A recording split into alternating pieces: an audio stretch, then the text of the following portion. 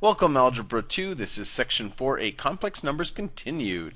Essential question is, what is a complex conjugate? What do you use it when? Why do you use it when dividing complex numbers? Let's begin. So complex conjugates, these are pairs in the form a minus bi and a plus bi. Notice the difference is the sign in the middle.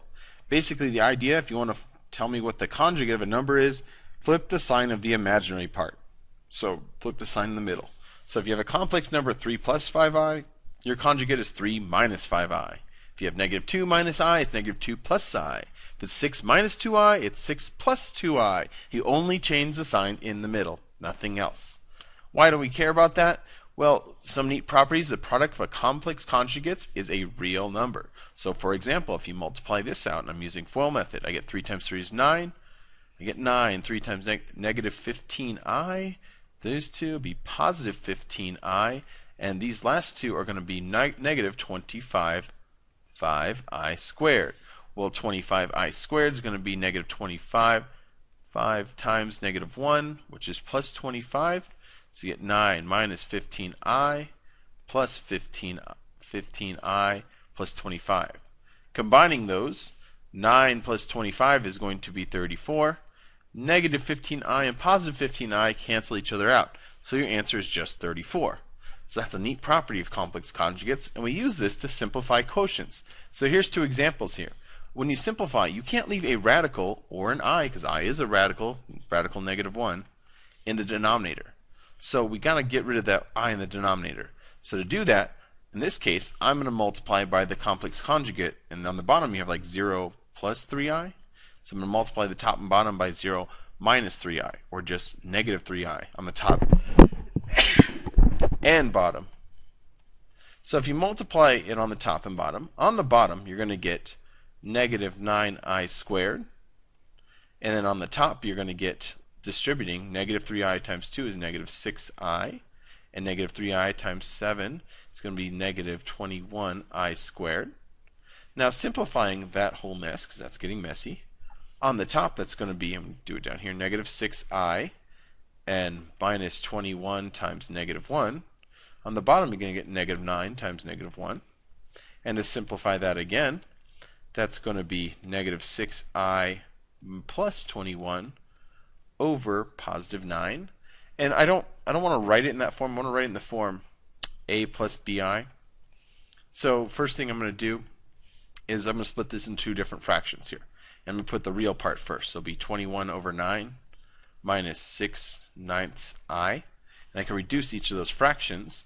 So 21 over 9 divides by 3, so I get 7 thirds minus 2 thirds. These divide by 3, I. And that is my best looking answer for a simplified form.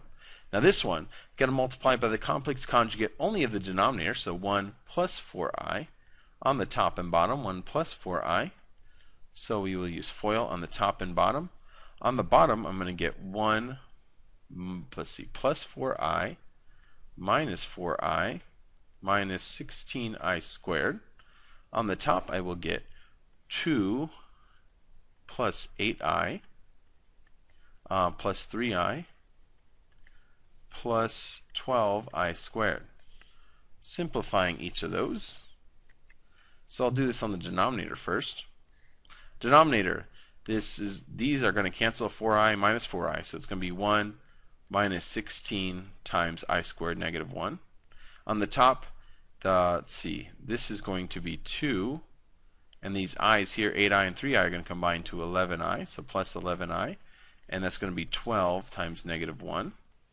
So combining that, 12 times negative 1 is going to be 2 minus 12, or negative 10, plus 11i over 1 minus, it's going to be plus 16 over 17. And I'm going to split that into two fractions, negative 10 over 17 plus 11 over 17i. And that's my best simplified answer. Alright, another part. So we can write solutions to quadratic equations with complex numbers. Before we just say there's no real solutions. Now we can come up with complex solutions or imaginary solutions. So just using the quadratic formula here. This is my a, that's my b, and that's my c. So it's going to be x equals negative b, so negative 3, plus or minus the square root of b squared negative 3 squared minus 4 times 2 times 5 all over 2 times 2. So simplifying that's going to be positive 3 plus or minus the square root of 9. 4 times 2 is 8 times 5 is 40, so minus 40 over 4, which is going to be 3 plus or minus square root of negative 33 over 4. Well, square root of negative 3, we can pull out that I, so it's going to be 3 plus or minus I square root of 33 over 4. And guess what? We can just leave the answer like that. That can be simplified form. If you want to write it as two fractions, x equals 3/4 plus or minus I radical 33 over 4. Either way, I don't care. Either way looks good. All right, this goes back, and we can go back to the discriminant as well. Before we said the discriminant was positive, you have 2 real solutions, and if it's negative, you have 0 real. Well, when you always have to have at least 2 solutions, and so if you have 2 real, you have 0 imaginary, and if you have 0 real, you have 2 imaginary. So just in that case, usually we'd say the discriminant in that last one, well, that discriminant was actually negative 33, so we say 0 real. But because it has 0 real, none of these solutions are real. We have plus and minus I, so we have 2 imaginary. So you always have 2 solutions. Sometimes they're real, sometimes they're imaginary. Now, this special case, you say, wait a minute, there's only 1 real. Well, this counts as 2 because it's like a double real. Because the vertex is hitting it there, so it counts as 2. Just does. Moving on to the examples. Pause the video. All right, let's try this. So, I'm going to multiply by the complex conjugate of the bottom, so 2 minus 5i, and 4 minus 3i. All right, so what does that simplify to? FOIL that out. You're going to get 4 times, let's see, multiplying the top. Oops, that is not right at all. Didn't do that right. Should be the same thing on top and bottom, so 2 minus 5i on top and bottom. Multiply the top out, you get 8. 4 times that, negative 20i. Then times that is negative 6i, and then plus 15i squared. On the bottom, you're going to get 2 times negative 10i times plus positive 10i minus 25i squared. Now, simplifying that on the bottom. On the bottom, these 10s are going to cancel out.